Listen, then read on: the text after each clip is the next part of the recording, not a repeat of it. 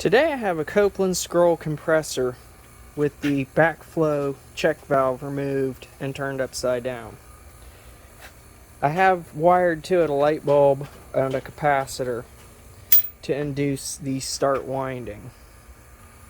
By applying compressed gas to the top of the scroll, it will induce the scroll to run backwards, inducing current in the windings, causing it to act as a generator, turning the compressor into a compressed gas or steam engine.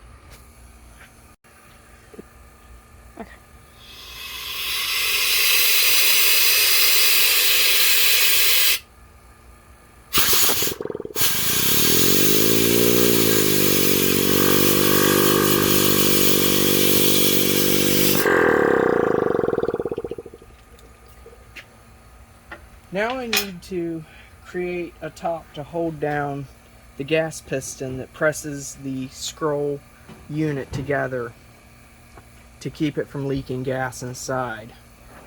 Also, it needs a drip oil feed to lubricate the scrolls. Most likely, I'll be using butane or R134 to power it to prevent corrosion inside the scroll compressor.